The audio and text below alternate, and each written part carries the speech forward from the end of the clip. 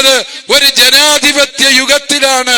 ഭരണത്തിലിരിക്കുന്നവർക്ക് തങ്ങൾ രാജാക്കന്മാരാണ് എന്ന് കേന്ദ്രത്തിലും കേരളത്തിലും പലർക്കും തോന്നിത്തുടങ്ങിയിട്ടുണ്ടാകാം. പക്ഷേ ഏതെങ്കിലും രാജാവിന്റെ പ്രജകളായിരിക്കുന്നതിനേക്കാളും നല്ലത് കടുവായ്ക്ക് ഭക്ഷണമായാലും ഞങ്ങൾക്ക് അതിനാണ് കൂടുതൽ സന്നദ്ധത എന്ന് ഭരണ നേതാക്കളെ ഞങ്ങൾ ഓർമ്മിപ്പിക്കാൻ ആഗ്രഹിക്കുകയാണ്. വീണ്ടും പ്രിയപ്പെട്ടവരെ, വനപാലകരുടെ കൃത്യനിർവഹണം തടഞ്ഞു എന്നതിന്റെ പേരിലാണ് കേസ്. നട്ടാ കുരുക്കാത്ത നുണയല്ലേ ഇത്?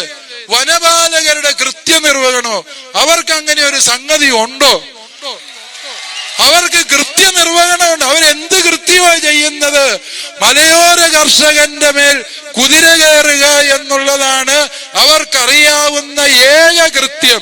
ആ കൃത്യം ഞങ്ങൾ തടയാൻ തന്നെ തീരുമാനിച്ചിട്ടുണ്ട് എന്നുള്ള കാര്യം വനപാലകരെ നിങ്ങളെ സ്നേഹത്തോടെ ഓർമ്മിപ്പിക്കുക. നിങ്ങളും ഞങ്ങളെ പോലെ മനുഷ്യരാണ് എന്നും നിങ്ങൾക്കൊരു പോറൽ പോലും ഏൽപ്പിക്കാൻ ഞങ്ങൾ ആഗ്രഹിക്കുന്നില്ല.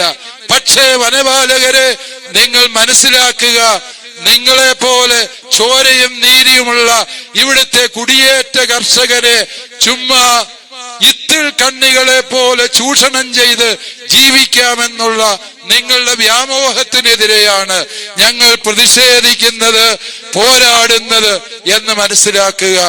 വന്യജീവികൾ ഈ നാട്ടിലിറങ്ങി മനുഷ്യനെ കടിച്ചു കൊല്ലുമ്പോൾ കേസെടുക്കേണ്ടത് ആർക്കെതിരെയാണ്?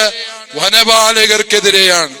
ഇനിമേല് ഒരു കർഷകനെങ്കിലും കൊല്ലപ്പെട്ടാൽ, പരിക്കേറ്റാൽ അതിന് സമാധാനം പറയേണ്ടത് ഇവിടുത്തെ വന്യജീവി ഉദ്യോഗസ്ഥന്മാരാണ്. അവർക്കെതിരെ മനഃപൂർവമുള്ള നരഹത്യക്ക് കേസെടുക്കണമെന്നാണ് ഈ യോഗത്തിന് സർക്കാരിനോട് പറയാനുള്ളത്. ആരാണ് ഇതിന്റെ ഉത്തരവാദി? വനപാലകർ എന്ന പേരില് ഒരു കൂട്ടര് ഇവിടെ ശമ്പളം മേടിച്ച് കഴിയുമ്പോൾ വന്യമൃഗങ്ങൾ അതിർത്തി ലംഘിച്ച് ഈ കൃഷിഭൂമിയിൽ ഇറങ്ങി നാശം വിതയ്ക്കുന്നു.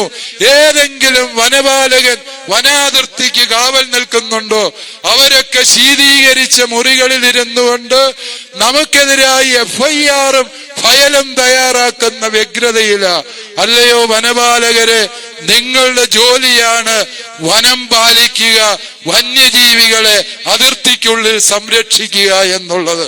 അത് നിങ്ങൾ മനസ്സിലാക്കണം.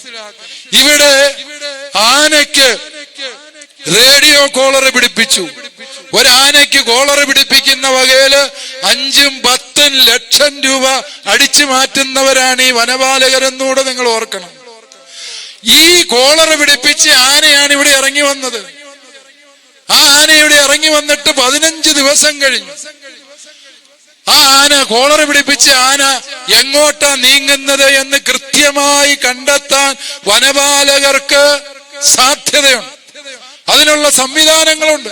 അതിനാണ് കോളർ പിടിപ്പിച്ച്. അല്ലാതെ ആനയ്ക്ക് പോയി താലി കെട്ടിയതല്ലല്ലോ ഈ റേഡിയോ കോളർ എന്ന് പറഞ്ഞത്. ആനയ്ക്ക് റേഡിയോ കോളർ പിടിപ്പിക്കുന്നതിന്റെ ഉദ്ദേശം എന്താ?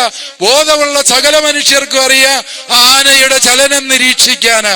15 ദിവസത്തിലേറെ ജനവാസ മേഖലയില് നടന്ന ഈ ആനയെ ചലനങ്ങൾ അറിയാനോ സാധാരണ മനുഷ്യർക്ക് മുന്നറിയിപ്പ് കൊടുക്കാനോ വനപാലകർക്ക് കഴിഞ്ഞില്ല.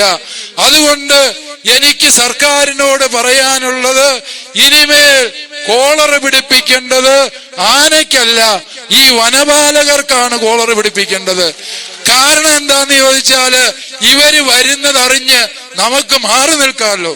അതുകൊണ്ട് ഈ കോളർ പിടിപ്പിക്കേണ്ടത് ഇനിമേൽ വനപാലകർക്കല്ല, മറിച്ച് വന്യമൃഗങ്ങൾക്കല്ല.